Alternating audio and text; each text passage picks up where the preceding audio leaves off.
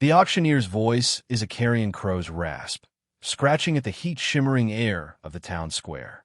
He spits a stream of tobacco juice that sizzles in the dust near a woman's bare feet. She stands on the crude wooden platform, head bowed, a bundle clutched to her chest, as if it were the last anchor in a world determined to drown her. Her name is Alara, though no one here has bothered to ask for it. To them, she is merely the afternoon's grim spectacle. Now, what we have here, the auctioneer, a fleshy man named Bancroft, bellows to the thin, sweat-stained crowd, is a stray. Found on the edge of the county, no husband, no papers, no means. A burden on the good people of this territory. He circles her like a predator, prodding her shoulder with a grimy finger. Alara flinches, but doesn't look up. Her focus is entirely on the stirring bundle in her arms. A small, fretful sound escapes the swaddling cloth. She's young, Bancroft continues, his tone shifting to that of a horse trader. Strong back, I'd wager. Good for mending or scrubbing. Can cook, she says. Won my bid for a year of her labor. A contract to be held by any God-fearing man who can put her to use. A few grunts and murmurs ripple through the assembled men. $1 is offered. Then 2. The bidding is sluggish, insulting. Bancroft's face sours. He needs to sweeten the pot, or rather, sour it for her. He leans in close, his voice dropping to a conspiratorial sneer that carries on the wind. There is, however, a complication. He reaches out and, with a flick of his wrist, pulls back the blanket from the bundle in her arms. The baby, startled by the sudden light, blinks its wide, dark eyes. Its skin is the color of warm honey, a shade darker than its mother's pale, freckled complexion. A soft coo escapes its lips, a sound of pure innocence in a place utterly devoid of it. The crowd's murmuring turns to outright snickering. A woman in a severe bonnet gasps theatrically. Bancroft throws his head back and laughs a loud, ugly sound. A complication indeed. Comes with a half-breed pup. Now, who'd want that? It'll eat you out of house and home and likely steal your silver when it can walk. Alara pulls the blanket back over her child, her body coiling around him protectively. Her knuckles are white. For the first time, she lifts her head, and her eyes, the color of a stormy sea, flash with a fire that belies her desperate situation. The glare is aimed squarely at Bancroft, a silent curse. He just grins, enjoying her defiance. It's part of the show. The bid stands at $2. $2 for the girl and her baggage. Going once. Silence. The men who had shown a flicker of interest now shake their heads, looking away. The value of her labor was one thing. The perceived shame of her child was another entirely. $1 then. Bancroft barks, his frustration growing. Someone give me $1 just to take her off the county's hands. From the shaded walkway of the general store, a figure detaches himself from the shadows. He moves with a quiet deliberation that draws the eye. He is a tall, broad-shouldered black man, his face partially obscured by the brim of a worn felt hat. His clothes are the simple, durable garb of a cowboy, dusty boots, tough denim, a leather vest over a plain cotton shirt. He stops at the edge of the crowd, his gaze fixed on the platform. This is Silas. He says nothing, merely watches, his expression unreadable. Bancroft's eyes narrow, spotting him. Well, look what we have here. Thinking of starting a family. Silas? He taunts, eliciting a fresh wave of crude laughter. Silas ignores him.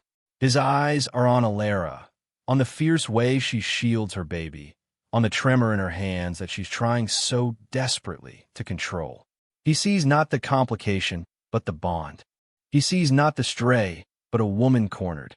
No takers, Bancroft shouts, his voice dripping with finality. Fine, going to the county poor farm. Then, she can scrub floors there for her trouble. He raises his gavel. Going once, going twice. Then, a voice cuts through the charged air. Quiet, yet it carries the weight of iron. I have a bid. Every head turns toward Silas. Bancroft's gavel freezes midair. A slow, mocking smile spreads across his face. You, Silas? What are you bidding with? Good intentions? The dust on your boots. Silas takes another step forward into the full, unforgiving glare of the sun. He doesn't answer with words. He reaches into a leather pouch at his belt, his movements unhurried. The crowd holds its breath. He pulls out a small, heavy object that glints in the light. It's a gold coin, not a nugget, but a minted $20 double eagle. He walks directly to the small table beside the auction block and places it down. The coin lands with a solid, definitive thud. The sound echoes in the sudden, profound silence. It's the sound of power. It's the sound of a world turned upside down. The laughter is dead. The sneers are frozen on the faces of the townsfolk. Bancroft stares at the coin as if it's a coiled rattlesnake. It represents more money than he'd see in a month, more than anyone in this crowd could imagine a Freedman Cowboy possessing. Silas finally lifts his gaze from the coin and meets the auctioneer's stunned eyes. His voice is low and steady, a clear challenge to every man standing there. That is my bid, for the woman, the child, and her freedom. Now, do I have a counter? The silence that answered was his victory. Bancroft, his face a mottled mix of fury and greed, snatched the coin from the table. He gestured dismissively toward Alara, his voice a choked whisper. She's yours. The journey from the town of Redemption Gulch was a long exercise in silence. Silas had simply gestured for Alara to follow him, his back already turned to the stunned, whispering crowd. He untied the reins of a sturdy-looking mule from the hitching post in front of the mercantile and led it toward her. There was no wagon, only his own horse, a powerful roan, and this pack animal. Without a word, he adjusted the mule's load, making a space for her among the sacks of flour and beans. He did not offer her a hand up. It was not an offer of chivalry, but a transaction completed. He expected her to manage, and she did, clambering onto the mule's back with her baby held tight, her worn skirt hiking up to reveal scraped ankles. She expected him to speak, to lay out the terms of her servitude, to tell her what horrors awaited her. He said nothing. He swung himself into his own saddle with a fluid grace, settled his hat firmly on his head, and nudged the roan into a walk, leading the mule by a rope. They left the last ramshackle buildings of the town behind, swallowed by the vast, indifferent expanse of the high desert. The sun was a merciless hammer. Dust, fine as flour, coated everything. Her hair, her clothes, the soft blanket wrapped around her son, Leo. The baby slept, lulled by the rhythmic sway of the mule. For Alara, every jolt was a reminder of her precarious reality. She had been bought. The word echoed in her mind, tasting of ash. Bought by a black man who had silenced a jeering crowd with a single gold coin. She didn't know if that made him a savior or simply a new kind of master. Fear was a cold stone in her gut. She watched his back, the straight line of his spine, the way his shoulders moved with the gait of his horse. He was a wall of mystery, a fortress she could not see into. Hours passed. The landscape shifted from dusty plains to rolling, sage-dotted hills. The silence between them stretched, becoming a tangible thing. It was not an empty silence, but one thick with questions she was too terrified to ask and answers he was unwilling to give. What did he want from her? The men at the auction had wanted labor, their leering eyes promising something far more degrading. Did he want the same? The thought made her hold Leo tighter, her knuckles aching. She was so tired. A bone-deep weariness that went beyond the physical toll of the day. It was the exhaustion of a spirit that had been battered and bruised for months. As the sun began to dip toward the jagged teeth of the western mountains, painting the sky in fiery strokes of orange and purple, Silas finally broke the silence. He didn't turn around, his voice carrying back to her on the cooling air. We'll make camp soon. It was not a question or an invitation for discussion. It was a statement of fact. Alara merely nodded, though he couldn't see her. A short while later, he guided them off the barely there trail and into a small copse of cottonwoods nestled in a dip in the terrain, where a thin trickle of a creek promised water. He dismounted and began to unsaddle his horse with an economy of motion that spoke of long practice. He moved with a purpose that was both calming and intimidating. Alara slid off the mule, her legs trembling from hours of straddling the animal. She nearly stumbled, but caught herself on a low-hanging branch. Silas glanced over, his expression unreadable in the deepening twilight, but said nothing. He turned his attention to starting a fire. She watched him, her fear warring with a desperate need to understand her situation. He was not cruel. He had not spoken a harsh word, had not looked at her with the contempt she had grown so accustomed to. He had simply acquired her. Now, he built a fire, laid out a bedroll for himself, and unpacked a small sack of provisions. He pulled out a slab of bacon and a bag of coffee beans. Her stomach growled, a loud, embarrassing rumble in the quiet evening. Leo began to stir in her arms, his own hunger making him fuss. She felt a flush of shame creep up her neck. She was a burden, a mouth to feed, a problem he had paid for in gold. She had to prove she was worth the expense.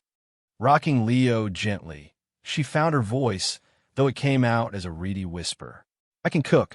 Silas looked up from where he was shaving slivers of bacon into a skillet. He simply nodded. "Pan's there."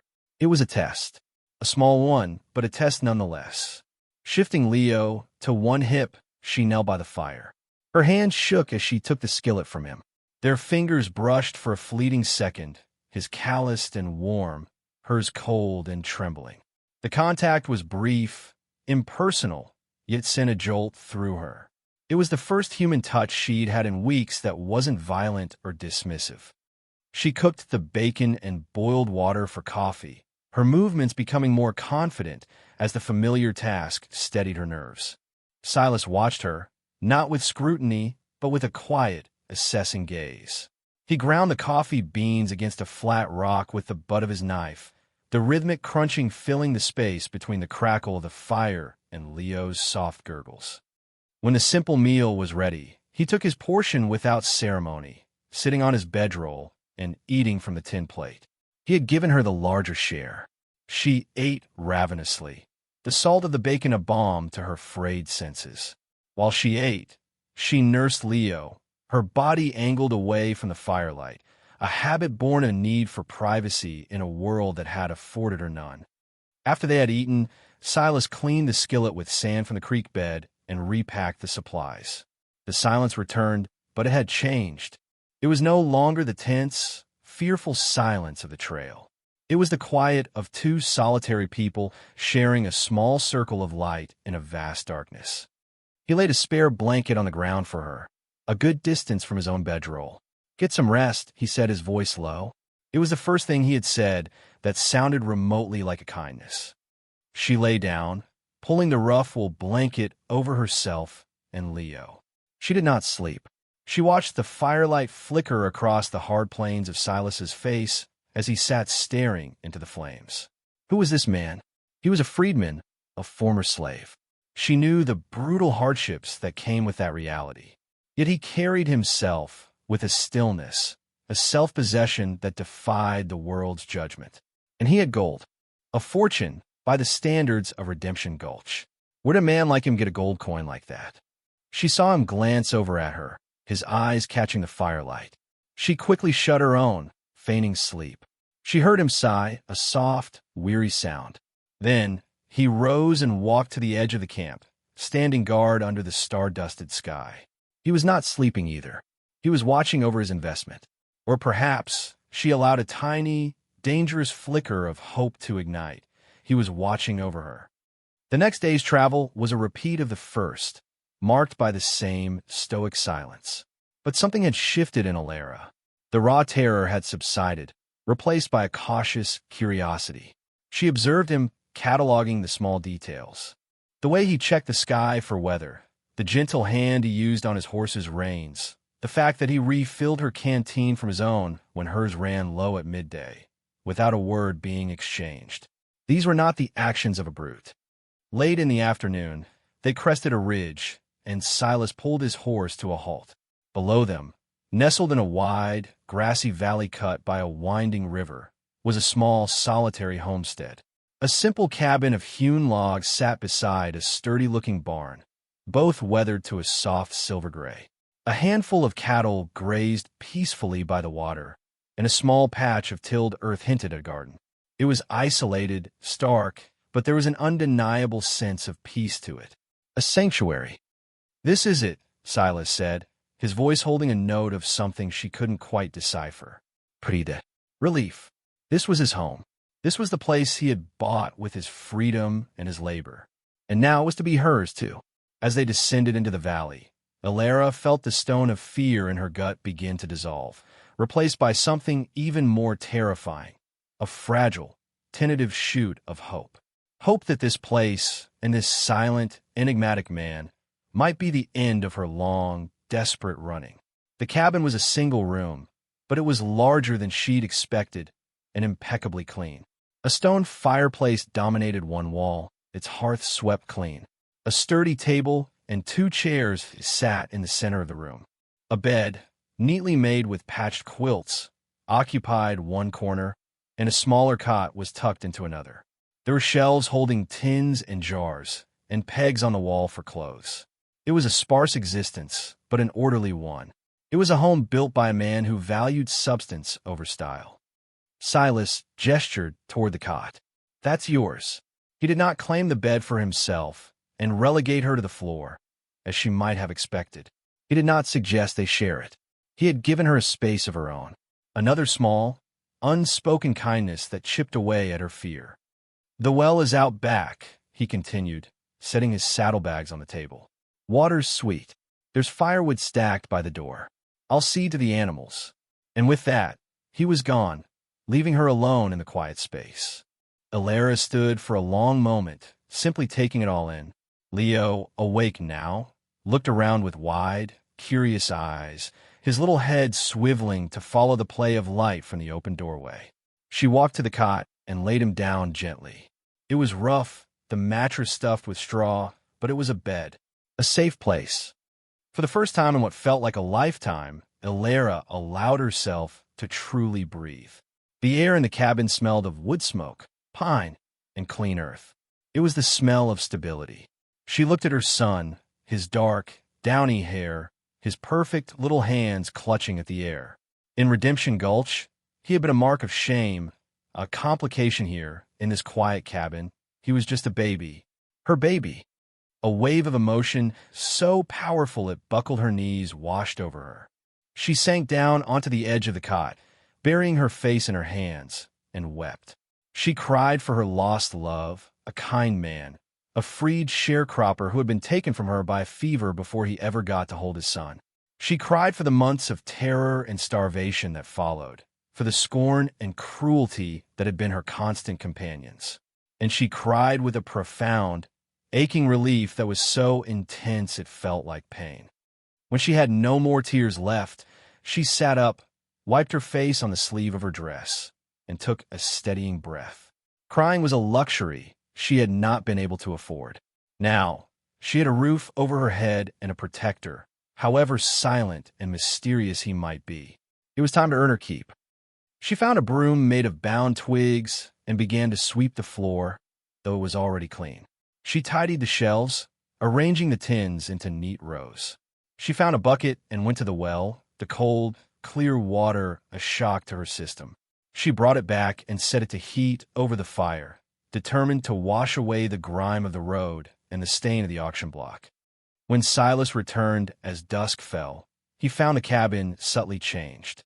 A fire crackled warmly in the hearth, casting a golden glow. The air smelled of soap and damp cloth. Alara was sitting in one of the chairs, mending a tear in Leo's blanket, her movements deft and sure. She looked up as he entered, her expression wary but no longer terrified. He stopped in the doorway, taking in the scene. He said nothing, but a flicker of something, surprise, perhaps even approval, crossed his face before he shuttered it away. He set a pail of milk on the table. "From the cow," he said, his voice gruff. "For the boy." It was an offering, a provision for her son. Alara looked from the pail of rich, creamy milk to Silas's face. "Thank you," she whispered. The words felt inadequate, but they were all she had. He just nodded, taking his seat at the table. And so began their life together. A life measured not in conversation, but in shared tasks and mutual reliance. The days fell into a rhythm. Silas would rise before dawn, his movements quiet so as not to wake her and the baby. He would head out to tend his cattle, mend fences, or work the unforgiving land. Alara would wake with Leo, tend the fire, milk the cow he had called Gentle, and prepare a simple breakfast. She discovered he was a man of routines. He liked his coffee strong and his bacon crisp. He never spoke during the morning meal, but she started to learn his moods by the way he held his cup or the set of his jaw. She learned to read the weather in his eyes before she looked out the door. Her fear of him slowly, almost imperceptibly, transformed into respect. He was a hard worker, tireless and methodical. His land was not bountiful, but he coaxed a living from it through sheer force of will. He was patient with his animals, speaking to them in a low, calm voice that he never used with her. She saw the way his hands, though rough and calloused, could be gentle as he reset a calf's broken leg or cleared a stone from his horse's hoof. She, in turn, worked to make the cabin a home. She found a small patch of wild herbs by the creek and transplanted them to the garden, adding their scent and flavor to their meager meals. She was a genius at stretching provisions, making a side of bacon and a sack of flour last for weeks. She washed their clothes in the creek, beating them against the rocks and laying them out to dry on the sagebrush, the clean scent of the sun and wind clinging to the fabric. Leo thrived. The fresh milk and the security of their quiet life put a healthy roundness in his cheeks. He learned to crawl on the clean-swept floor, his gurgling laughter often the only sound in the cabin for hours. Silas, for his part, seemed to treat the baby as a natural extension of the homestead. He never played with him, never cooed at him, but Alara would often catch him watching Leo with a profound stillness. One afternoon, she came back from the garden to see Leo crawling toward the open hearth.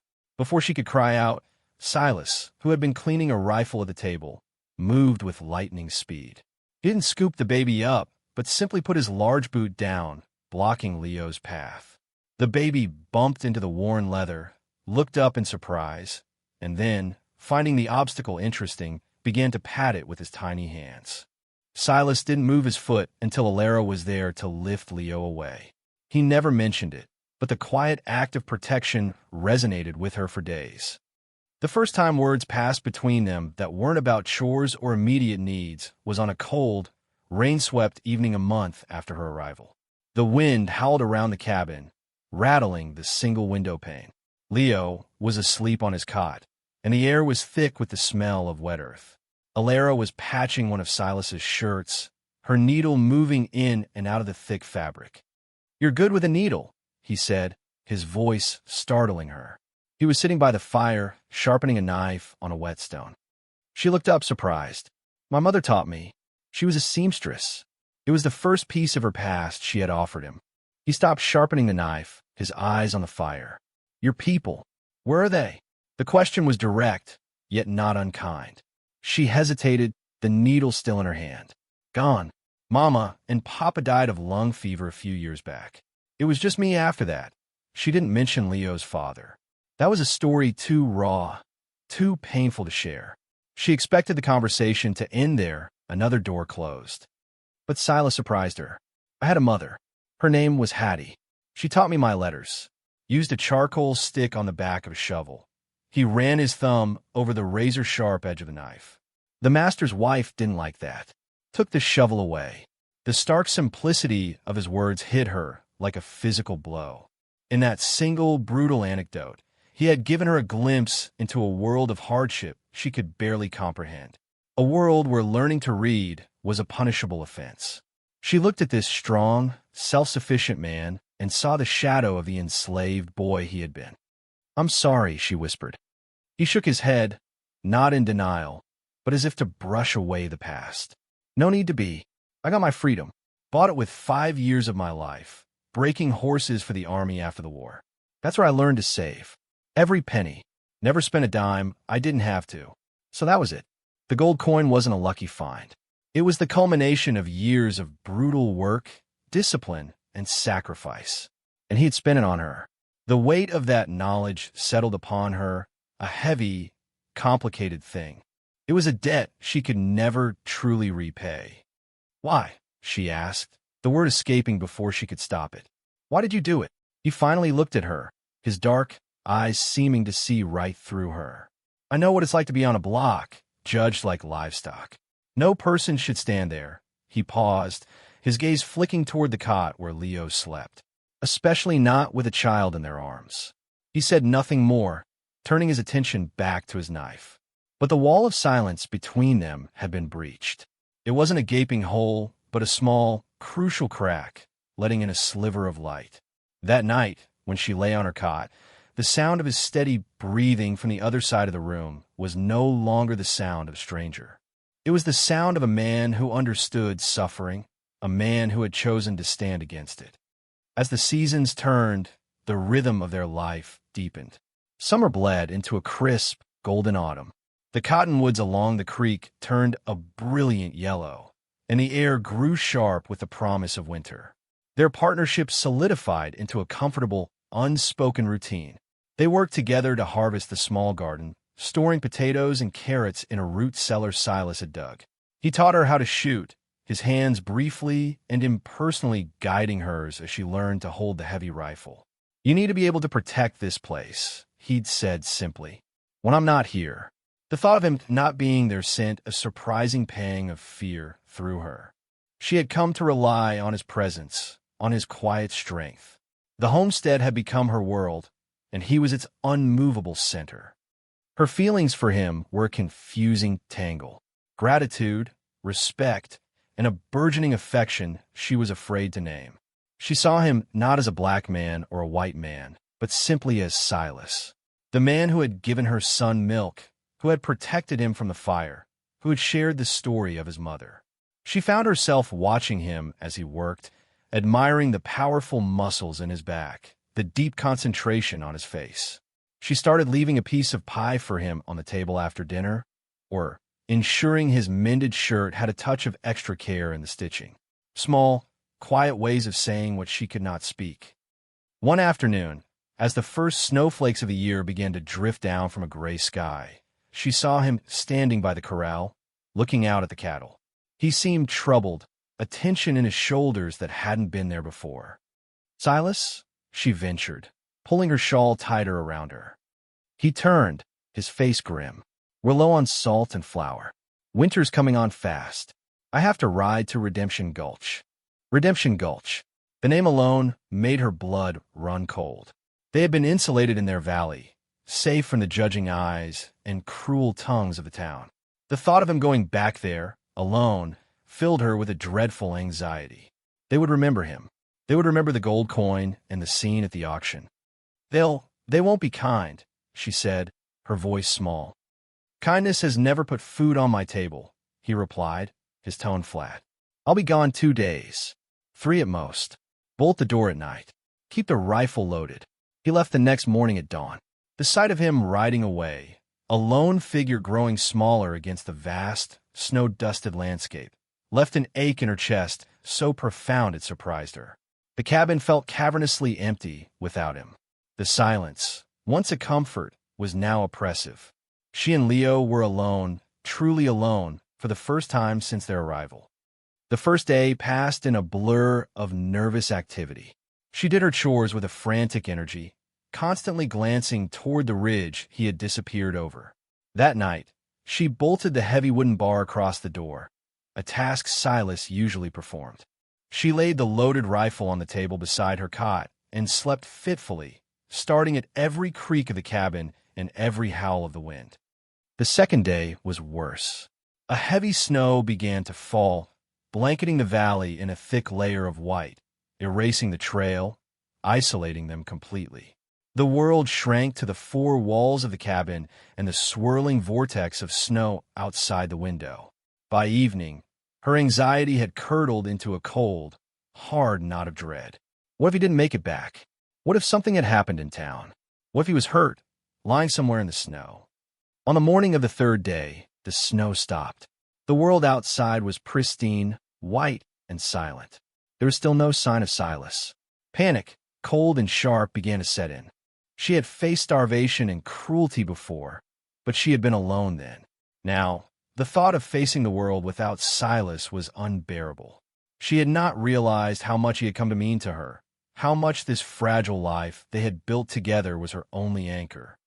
Just as despair began to take hold, she heard it.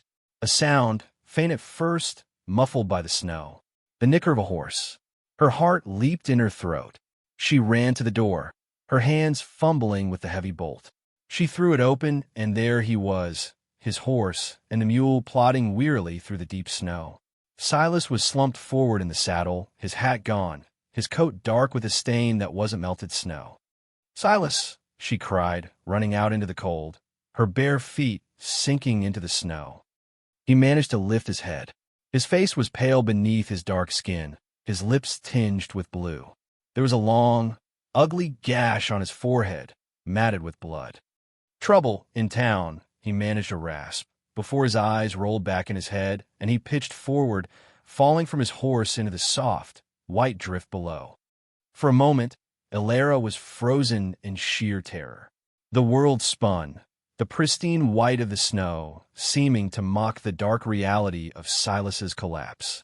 But then, the sight of his still form, the dark stains spreading on his coat, shocked her into action. Panic was a luxury. Survival was a necessity. "Silas!" she yelled again, scrambling through the snow to his side. She grabbed his shoulder, turning him over. His breathing was shallow, his skin clammy and cold. The wound on his head was bad, but it was the dark patch on his side that made her stomach clench with ice. She tore open his coat. A crude bandage, already soaked through with blood, was wrapped around his ribs. He'd been shot or stabbed. She couldn't move him to the cabin on her own.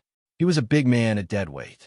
The roan and the mule stood nearby, their breath pluming in the frigid air, the mule still laden with sacks of supplies. He had made it back. He had brought the provisions. The thought, so mundane and yet so profound, strengthened her resolve. He had fought to get back to them. Now she had to fight for him.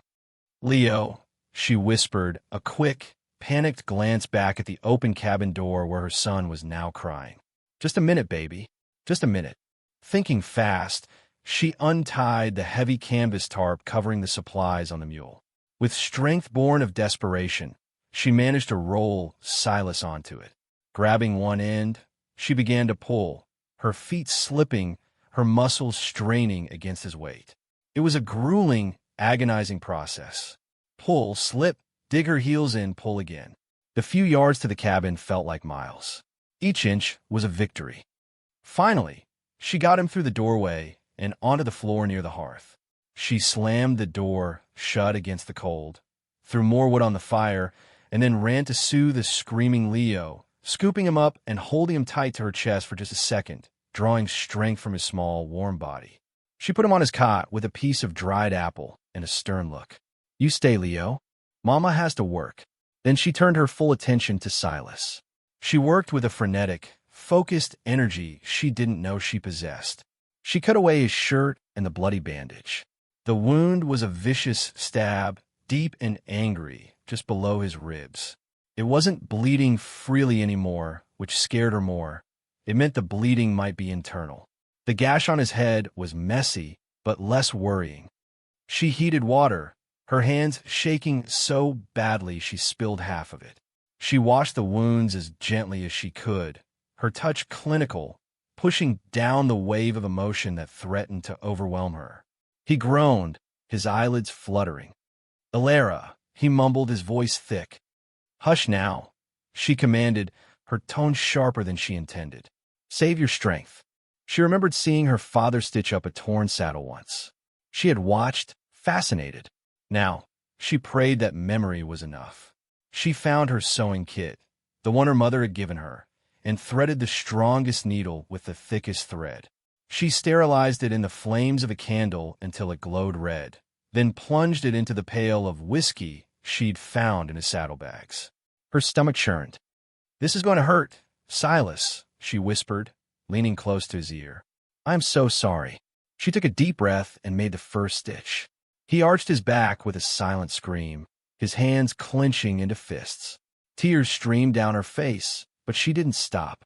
She stitched the wound closed, her movements clumsy, but determined. Stitch after stitch, pulling the flesh together, creating a ragged but closed seam. When she was done, she was trembling all over. She bandaged him tightly with strips torn from a clean sheet, then tended to his head. He had a raging fever. She spent the rest of the day and all through the long, dark night sponging his face and body with cool water, forcing sips of broth between his cracked lips and listening to his delirious muttering. He spoke of horses and war, of a woman named Hattie, of dust and heat and the sharp, glinting edge of a coin. He spoke her name, too. Alara, safe home. Through the fog of his fever, he was worried about her. The realization was a painful twist in her heart. For 2 days, he teetered on the brink. Alara barely slept, catching only moments of rest in a chair by the fire, the rifle always within reach. She cared for him, cared for Leo, milked the cow, and kept the fire roaring against the biting cold. She was exhausted, running on sheer will, but she felt a strange sense of empowerment. In this small cabin, in the face of this crisis, she was not the helpless stray from the auction block. She was a protector. She was the one in charge. On the morning of the 3rd day, she awoke with a start from a brief doze to find him watching her. His eyes were clear. The fever had broken. Alara, he rasped, his voice weak. She rushed to his side, touching his forehead. It was cool. A wave of relief, so intense it made her dizzy, washed over her. Silas, you're awake. You? He started, trying to push himself up. Don't you dare move, she ordered, pressing him gently back down. You'll tear my stitches. A faint smile touched his lips. Your stitches? Mine, she said, her voice firm. I earned them. She brought him a cup of water, holding his head so he could drink. What happened? He took a few sips before answering, his voice gaining a little strength. Bancroft and a few of his friends. They were waiting for me. He paused, catching his breath. They didn't like a freedman having gold. Didn't like me buying you. They said I'd stolen the coin. Tried to take the supplies. I fought them. She pictured it. Silas, alone, against a mob.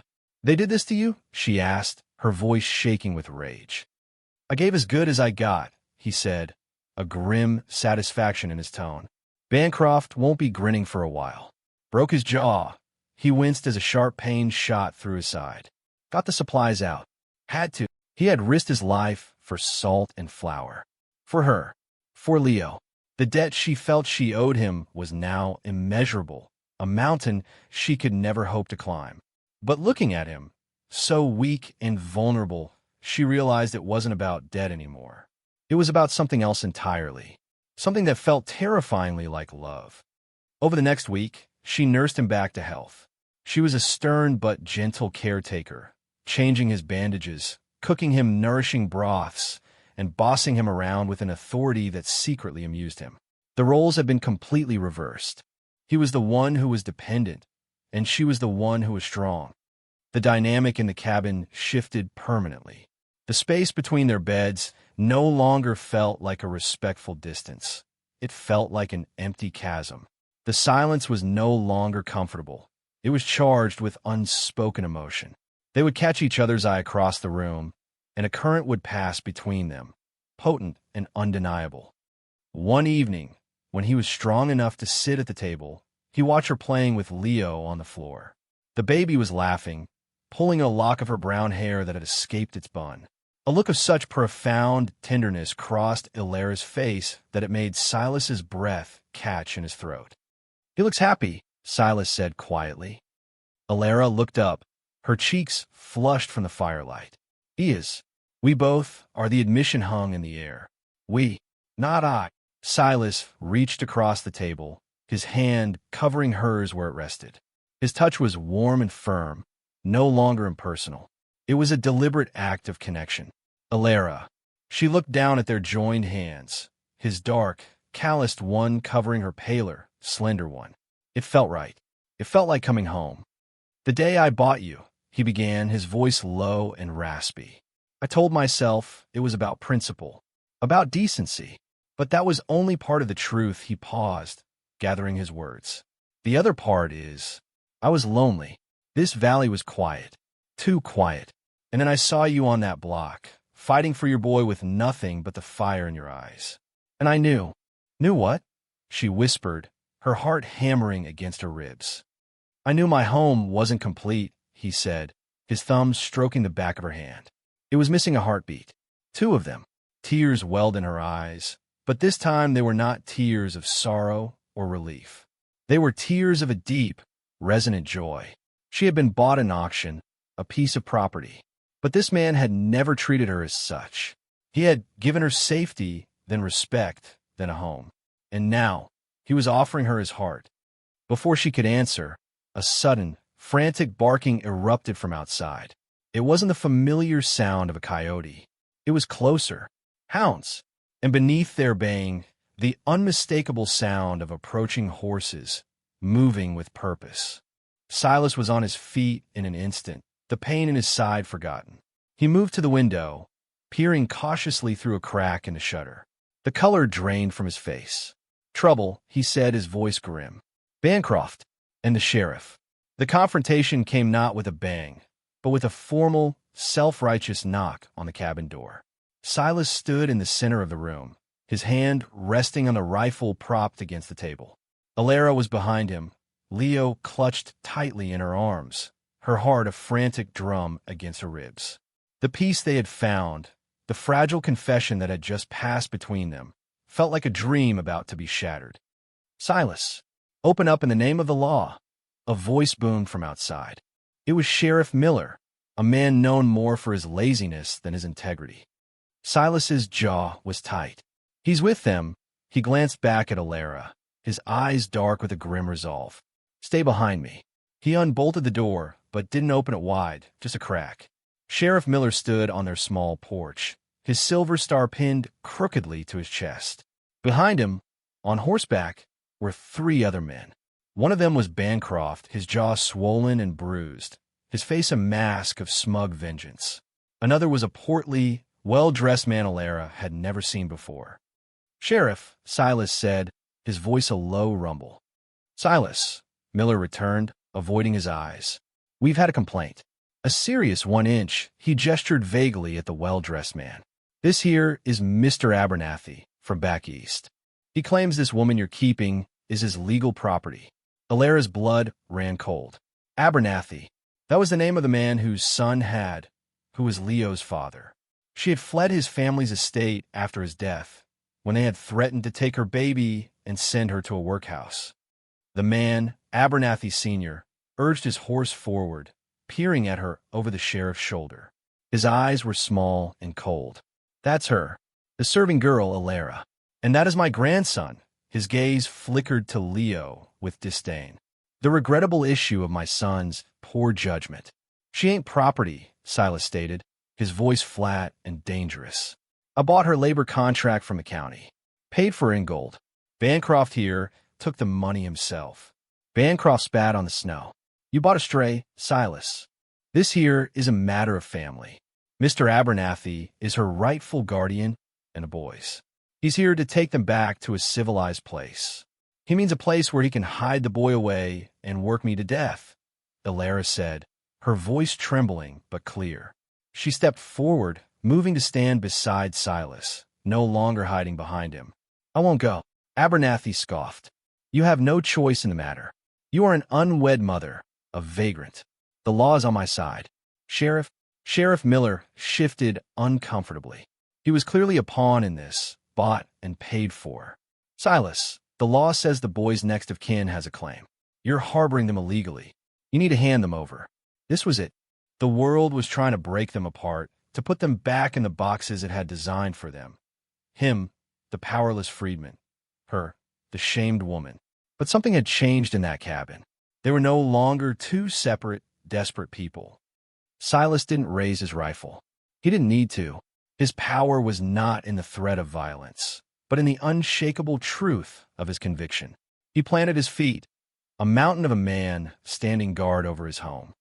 This woman is not a stray, Silas said, his voice ringing with authority in the cold air. And she is not a vagrant. He turned his head slightly, his eyes finding Alara's. There was a question in them, a silent, profound request. She knew what he was asking. She saw the risk he was taking, the future he was offering in this single, desperate moment. She nodded, a small, fierce movement. Silas turned back to the men, his voice leaving no room for argument. "She's my wife." The words struck the men on the porch with the force of a physical blow. Miller's jaw dropped. Bancroft's face contorted in disbelief and rage. Abernathy looked utterly scandalized. "Your wife?" Miller stammered. That's impossible. "We were married by a traveling preacher 2 weeks ago," Silas lied, his voice smooth as polished stone. "Her labor contract is void. She is a free woman, mistress of this household. This is her home. And this," he said, his gaze softening as he looked at the baby in Alara's arms, "is my son." He claimed him. In front of these hateful men, he claimed her mixed-race child as his own. The protective love in that statement was more powerful than any gold coin, more binding than any legal document. It was a declaration of family. Alara found her voice strong and unwavering, fueled by the fierce love she felt for this man. "He is my husband," she said, looking Sheriff Miller directly in the eye. "This is my home. We are a family. You have no jurisdiction here. Mr. Abernathy has no claim on me or my child." Abernathy sputtered, his face turning a deep, apoplectic red. "This is an outrage, a travesty. Sheriff, are you going to allow this abomination?" Sheriff Miller looked from Silas's unyielding stance to Alara's defiant face. He saw the rifle resting near Silas's hand. He saw two people who would not be moved, who would likely die before they were separated. He saw a fight he had no stomach for, over a matter that was now far more complicated than a simple retrieval. A freedman's wife had rights, even in this territory. Proving the marriage a lie would require courts and judges, a headache he didn't want. "My hands are tied, Mr. Abernathy," Miller said, backing away from the door. He was a coward, but for once, his cowardice served the cause of justice. "It's a domestic matter now. I can't interfere." "You useless oaf!" Abernathy shrieked, but the sheriff was already turning his horse. Bancroft gave Silas one last look, a promise of future hatred. "This ain't over, boy." "It is," Silas said, his voice final. "Now to get off my land." He stood there, framed in the doorway with his wife and child, until the three men were nothing but retreating shapes in the vast, white landscape. Only then did he slowly shut the door, the heavy bolt sliding home with a sound of profound finality. The silence that filled the cabin was thick with the echoes of what had just happened. They had faced the world together in one. Alara looked at Silas, her heart so full it felt like it might burst. He had not only saved her, he had given her a name, a standing, a family. He had lied for her, claimed her, and loved her in one breathtaking act of courage.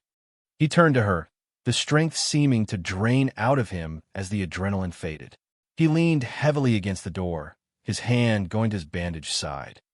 "Are you all right?" she asked, rushing to him. He looked down at her, a slow, wondrous smile spreading across his face. It was the first true smile she had ever seen from him, and it transformed his stern features into something beautiful. "My wife," he said, the word tasting new and sacred on his tongue. "She has a fierce look in her eye." "My husband," she replied, her voice soft, "is the bravest man I have ever known." He reached out, his hand gently cupping her cheek. He leaned in and kissed her, a chaste, tender press of his lips to hers. It was not a kiss of passion, but of promise. A promise of a future, a promise of a family forged not by law or blood, but by a bond of resilience, respect, and a love that had bloomed in the most unlikely of circumstances. She leaned her head against his chest, listening to the steady, reassuring beat of his heart. Leo gurgled happily in her arms, safe and warm. Outside, the sun broke through the clouds, glinting off the pristine snow, making the whole valley sparkle. It looked like a new world, a world of their own making. It was not an easy world, and its dangers were not all gone. But for the first time, looking out at the endless horizon, Alara felt not fear, but a quiet, unshakable joy. She was home. Thanks for watching. If you believe in compassion, overcoming prejudice, and finding love in unexpected places, give this story a like and subscribe for more. This story showed love and heroism where least expected. What was your favorite moment of connection between them? Tell us in the comments.